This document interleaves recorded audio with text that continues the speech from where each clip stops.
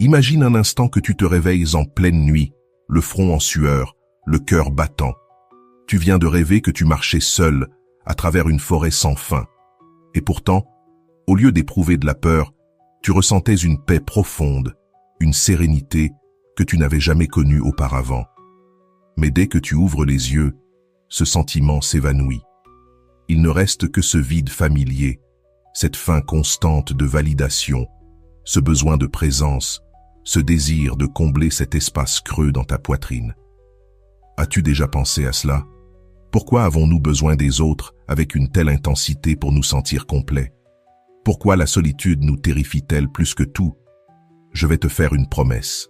À la fin de cette histoire, je te révélerai la découverte la plus libératrice que j'ai jamais faite. Une vérité psychologique qui a transformé non seulement ma pratique en tant que psychiatre, mais toute mon existence. Une vérité qui, si tu la comprends vraiment, changera à jamais la façon dont tu te perçois, ainsi que la manière dont tu vois le monde. Je m'appelle Carl Gustav Jung, et pendant des décennies, j'ai consacré ma vie à explorer les profondeurs de l'âme humaine. Mais il y a eu une période de ma vie, entre 1913 et 1919, où je n'explorais pas l'esprit de mes patients, mais le mien. Ce que j'ai découvert dans cette obscurité, dans cette descente vers les profondeurs de ma propre psyché, était ce que la plupart des gens passent leur vie entière à fuir. J'ai compris que la personne que je fuyais depuis toujours, c'était moi-même, et que le bonheur que je cherchais désespérément dans les autres, dans la reconnaissance professionnelle, dans les relations, ou encore dans l'approbation de mon mentor Freud, avait toujours été en moi, attendant patiemment que j'aie le courage de me tourner vers l'intérieur. Si ces mots résonnent en toi, abonne-toi à la chaîne, mets un j'aime à cette vidéo et dis-moi dans les commentaires depuis quel pays tu te connectes. J'adorerais découvrir jusqu'où s'étend cette communauté de chercheurs de sérénité et de courage. Laisse-moi t'emmener à ce moment crucial de ma vie. Nous sommes en 1913, j'ai 38 ans. De l'extérieur, ma vie semblait parfaite. J'étais un psychiatre respecté, j'avais travaillé aux côtés de Sigmund Freud, j'avais une famille, une carrière stable, un statut social envié, tout ce qu'un homme pourrait souhaiter pour être heureux. Pourtant, à l'intérieur, tout s'effondrait. Ma rupture avec Freud n'était pas seulement professionnelle, elle était profondément personnelle. Il avait été pour moi comme un père, un guide qui donnait à ma vie structure, direction et sens. Et soudain, cet ancrage avait disparu. Je me sentais à la dérive, comme un navire pris dans une tempête sans boussole. Les nuits étaient les plus difficiles. Je me réveillais bouleversé par des rêves étranges et dérangeants. Dans l'un d'eux, je voyais une immense vague de sang déferler sur l'Europe. Je ressentais le poids d'un désastre imminent. Et, effectivement, peu de temps après, la Première Guerre mondiale éclata. Mais au-delà de leur aspect prophétique, j'ai compris que ces rêves révélaient quelque chose d'intime. Mon identité reposait sur des fondations extérieures, l'approbation de Freud, le respect de mes pairs, mon rôle de mari et de père. Mais qui étais-je une fois toutes ces couches retirées? Qui était vraiment Carl Jung sans ces masques? C'est alors que j'ai pris la décision la plus effrayante et la plus libératrice de ma vie. J'ai décidé d'arrêter de fuir. J'ai choisi de plonger volontairement dans mon inconscient, dans ce territoire sombre et chaotique que chaque être humain porte en lui, mais que la plupart refusent d'explorer. Chaque soir, après mes consultations, je m'asseyais en silence et laissais les images émerger de moi. Je ne les jugeais pas, je ne les analysais pas immédiatement, je les observais simplement. Et bientôt, elles affluaient. Des figures archétypales, des symboles anciens, des êtres mythiques semblant venir de l'aube de l'humanité. Pourtant, je savais qu'ils étaient tous des fragments de moi. Il y avait un vieil homme sage, porteur d'autorité, une présence féminine mystérieuse, incarnant tout ce que j'avais refoulé, et des figures sombres, menaçant les parties de ma personnalité que j'avais enterrées pour paraître respectable. Au centre de tout ce chaos se tenait mon moi conscient, l'ego, tentant de naviguer dans ce monde intérieur. Au début, c'était terrifiant. il y eut des moments où j'ai réellement cru perdre la raison. Je me demandais si c'était ce que mes patients ressentaient dans leur crise psychotique. Mais j'ai fini par comprendre la différence. J'étais entré dans ce voyage consciemment. Je n'étais pas entraîné dans l'inconscient, j'y plongeais volontairement. C'est plus tard que j'ai nommé ce processus le pont entre l'ego et le soi, la passerelle reliant notre conscience aux profondeurs de notre psyché. Et dans ce dialogue avec le monde intérieur, j'ai fait une découverte révolutionnaire.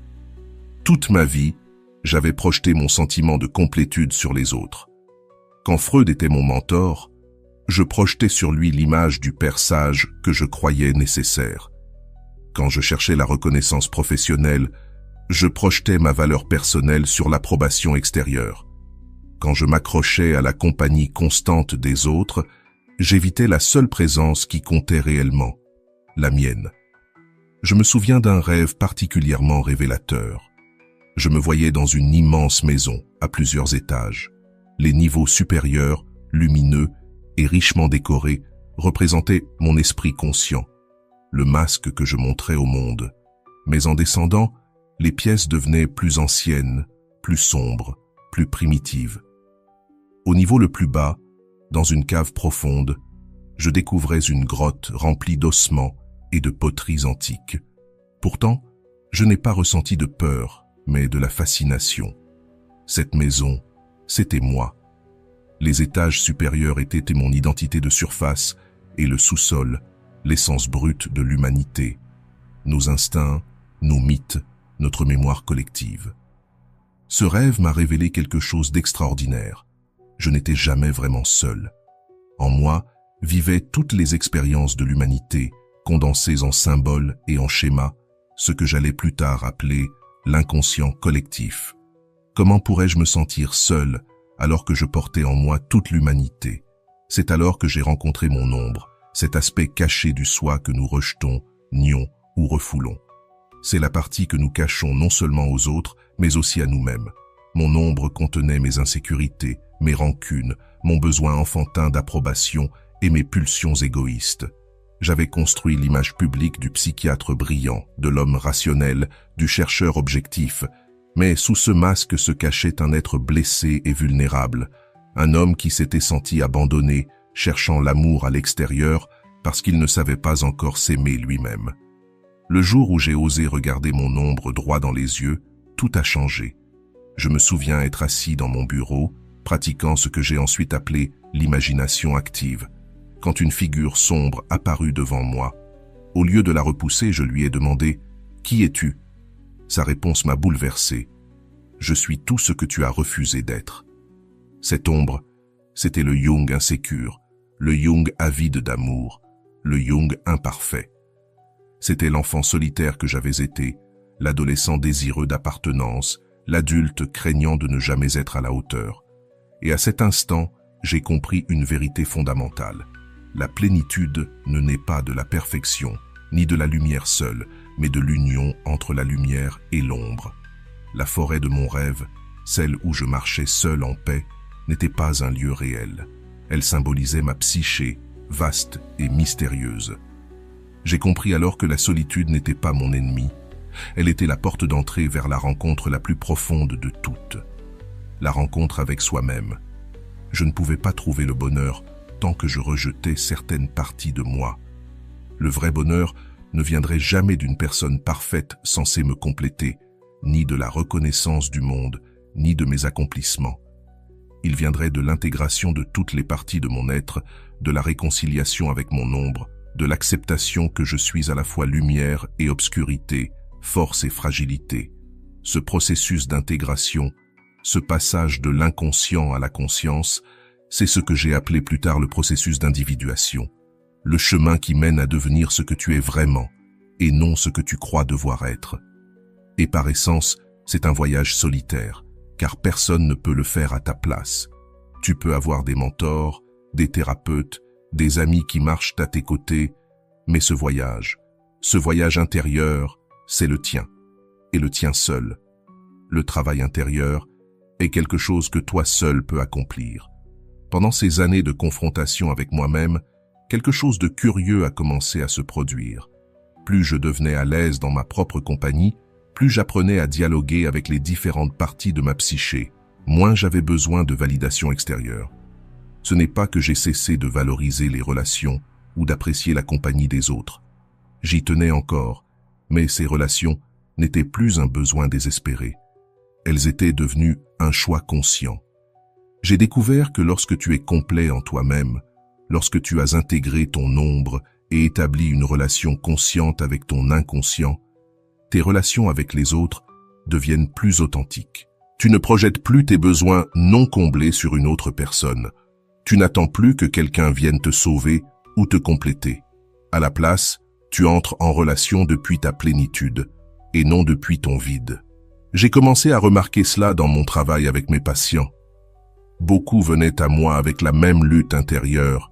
Ils se sentaient creux, incomplets, cherchant désespérément la plénitude à travers les relations amoureuses, le travail, les addictions ou tout autre élément extérieur.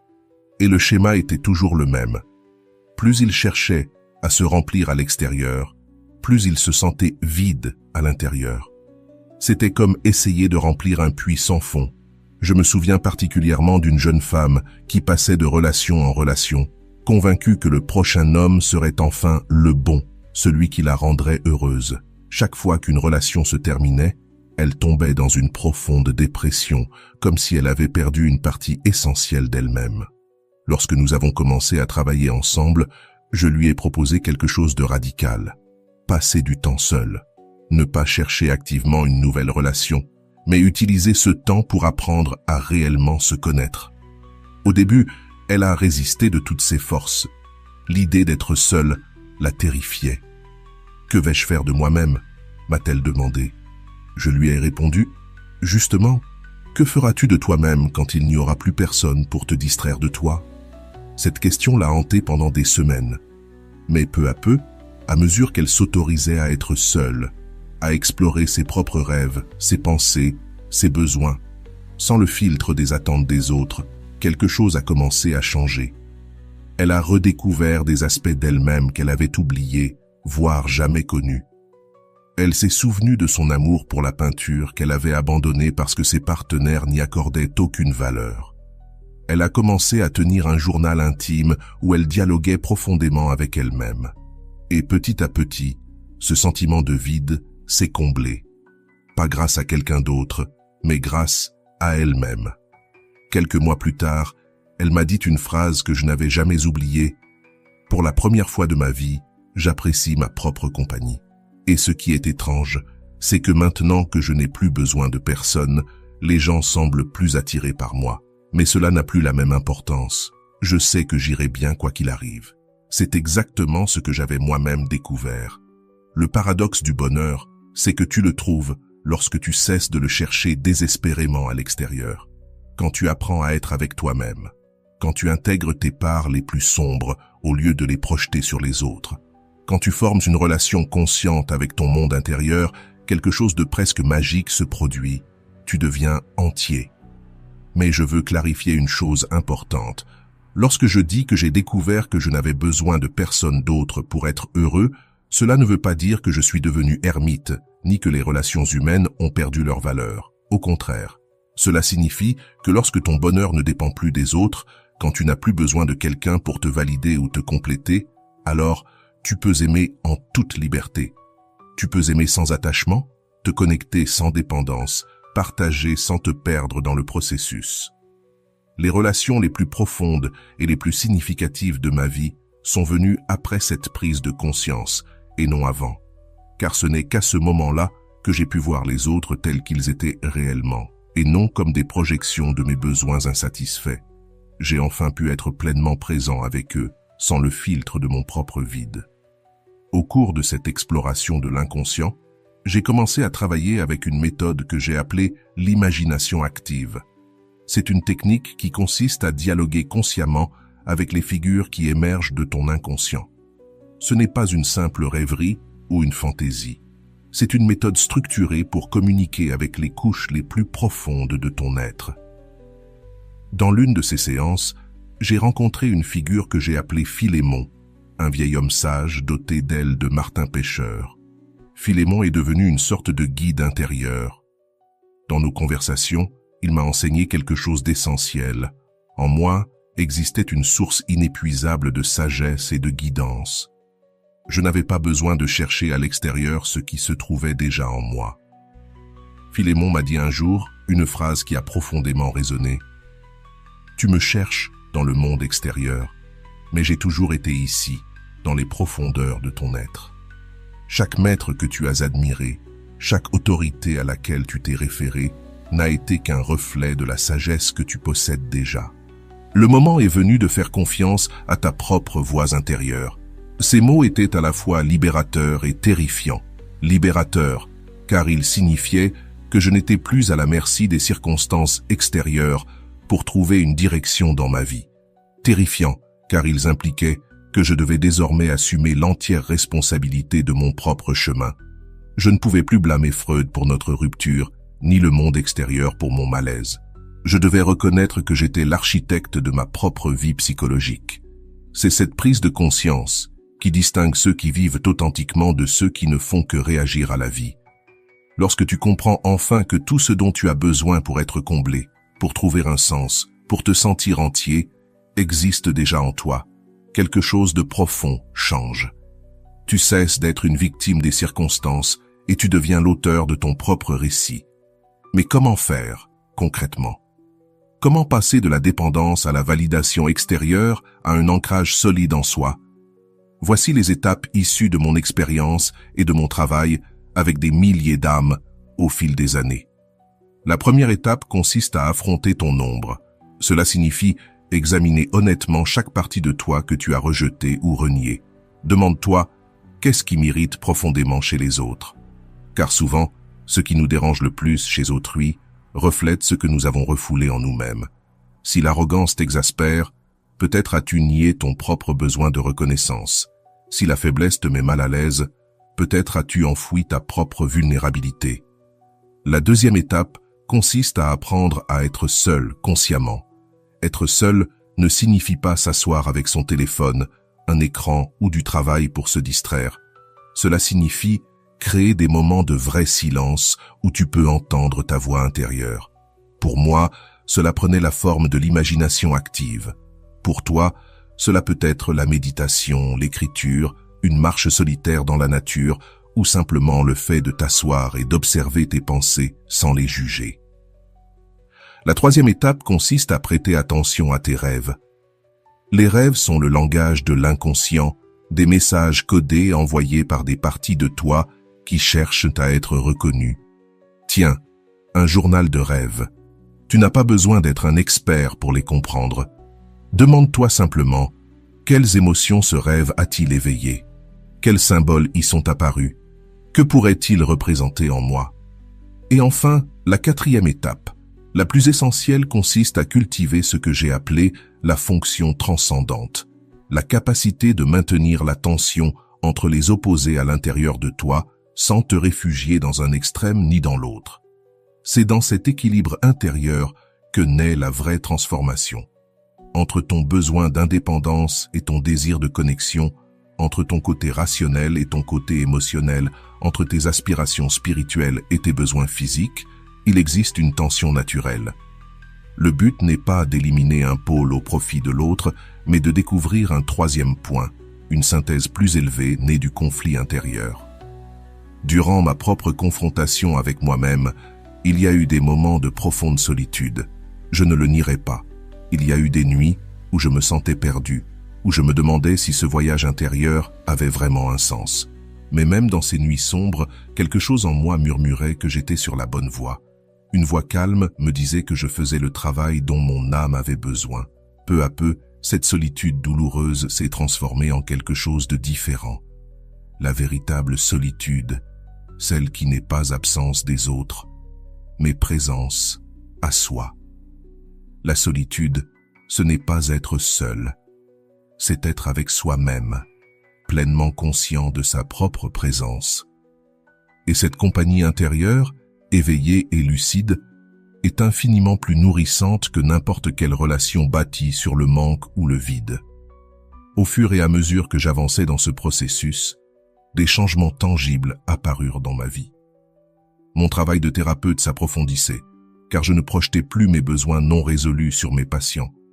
Je pouvais enfin les voir clairement, les accompagner dans leur propre processus, sans chercher à les réparer selon mes schémas inconscients. Mes relations personnelles s'améliorèrent parce que je n'attendais plus des autres qu'ils comblent des vides que moi seul pouvais combler. Et ma créativité s'épanouit, donnant naissance à mes contributions les plus importantes, l'inconscient collectif, les archétypes, l'individuation, la synchronicité. Tout cela n'est pas né d'une accumulation de savoir extérieur, mais d'une exploration courageuse de mon monde intérieur, et c'est là tout le paradoxe. Quand tu tournes ton regard vers l'intérieur avec honnêteté et courage, quand tu fais la paix avec tes conflits internes et que tu intègres tes fragments, tu commences à offrir au monde extérieur quelque chose d'authentique. J'ai vu cette transformation se produire d'innombrables fois dans ma carrière. Des personnes venaient à moi brisées, dépendantes, cherchant quelqu'un qui leur dirait comment vivre. Et la seule chose que je pouvais faire, c'était de les orienter vers leur propre âme. Parce que voici une vérité que peu veulent entendre, mais que tous doivent affronter. Personne ne peut te sauver, sauf toi-même. Aucun thérapeute, aucun partenaire, aucun travail, aucun accomplissement ne peut te donner cette plénitude que seule l'intégration intérieure procure. Pourtant, ce voyage vers l'autosuffisance psychologique n'a rien d'égoïste. En réalité, c'est tout le contraire. Quand tu n'as plus besoin des autres pour combler ton vide, tu peux enfin les voir tels qu'ils sont. Tu peux aimer sans étouffer, être présent sans te perdre, donner sans attendre secrètement que quelqu'un te rende ce que toi seul peux t'offrir. Je me souviens d'un collègue qui m'a un jour lancé « Karl, la connexion humaine n'est-elle pas essentielle au bonheur? Ne prônes-tu pas l'isolement ?» Ma réponse fut claire. La véritable connexion humaine n'est possible qu'entre des individus complets en eux-mêmes. Quand deux personnes se rencontrent à partir du vide, ce qu'elles créent n'est pas une connexion, mais une codépendance. Mais lorsque deux êtres complets se rencontrent, ce qui émerge est transcendant. Une relation qui élève les deux sans que l'un ne perde son essence. Et cela m'amène à la révélation que je t'ai promise au début, celle qui a changé ma vie et peut changer la tienne. Après des années d'exploration, de confrontation avec mon ombre, de dialogue avec mon inconscient et d'apprentissage de la solitude, j'ai découvert quelque chose d'extraordinaire. Je n'ai jamais été véritablement seul. Même dans les moments les plus désolés de mon voyage intérieur, je n'étais pas seul, car j'avais établi une relation avec quelque chose de plus grand que mon ego, quelque chose que j'appelle le soi. Le soi, avec un S majuscule, est le centre organisateur de toute la psyché consciente et inconsciente. Il est la totalité de ce que tu es, au-delà de ta personnalité, au-delà de ton ego. Quand tu te connectes à ton soi, quand tu établis une relation intime avec la totalité de ton être, tu découvres en toi une source inépuisable de sens, de direction et d'amour. Tu n'as plus besoin de chercher le bonheur à l'extérieur, car tu le possèdes déjà à l'intérieur. Il ne te manque que le courage de plonger en toi et de te regarder avec honnêteté. C'est là la plus grande leçon de ma vie. Le bonheur n'est pas quelque chose que l'on trouve, c'est quelque chose que l'on redécouvre. Il a toujours été là. Il ne dépend pas des circonstances extérieures, même si elles peuvent l'influencer. Il dépend de ta relation avec toi-même. Et comme toute relation précieuse, elle demande du temps, de l'attention, de la sincérité et de l'engagement. Quand j'ai compris que je n'avais besoin de personne pour être heureux, je ne me suis pas senti seul, je me suis senti libre. Libre de choisir mes relations au lieu d'en dépendre. Libre de chercher la vérité plutôt que l'approbation. Libre d'être moi-même, avec mes failles et mes vertus réunies. Et cette liberté, cette plénitude intérieure, c'est ce que je te souhaite. Car je sais, par ma propre expérience, et après avoir guidé des milliers d'âmes, que c'est possible. Ce n'est pas facile, mais c'est possible. Cela demande du courage pour affronter ton obscurité, de la patience pour écouter ton inconscient, et de l'humilité pour admettre que tu projetais sur les autres ce que toi seul pouvais offrir. Le chemin vers l'individuation, vers le fait de devenir pleinement toi-même, vers la découverte que tu n'as besoin de personne pour te compléter, est le plus grand voyage que tu puisses entreprendre, non pas parce qu'il t'éloigne des autres, mais parce qu'il te libère pour te relier à eux de manière authentique, non pas parce qu'il t'isole du monde, mais parce qu'il t'enracine si profondément en toi que tu peux l'affronter sans y perdre ton âme. Alors, je t'invite à commencer ce voyage, aujourd'hui. Prends un moment pour t'asseoir en silence avec toi-même. Écoute ta voix intérieure sans la juger. Observe tes rêves. Demande-toi quelle partie de ton être tu as rejetée et souviens-toi de ceci. Le chemin vers l'extérieur commence toujours à l'intérieur. Le bonheur que tu cherches dans le monde existe déjà en toi. Il n'attend que le courage de ton regard. C'est mon histoire, mais c'est aussi la tienne. Parce que nous partageons tous le même inconscient collectif, les mêmes archétypes, la même quête universelle vers la plénitude. La seule différence réside dans qui aura le courage d'entreprendre ce voyage en conscience. Si cette histoire a résonné en toi, si quelque chose s'est éveillé pendant que tu l'écoutais, alors partage-la. Aide les autres à découvrir qu'eux aussi possèdent déjà en eux tout ce dont ils ont besoin pour être heureux. Abonne-toi et continuons ce voyage ensemble, car il reste encore tant à explorer dans les profondeurs de l'âme humaine. Et dis-moi en commentaire, quelle part de toi as-tu évité jusqu'ici? Parce que cette ombre que tu fuis, cette partie que tu crains le plus, détient peut-être la clé de ta liberté. Jusqu'à notre prochaine exploration de l'inconscient, souviens-toi, tu n'es pas seul, tu es avec toi-même, et c'est la meilleure compagnie que tu puisses avoir.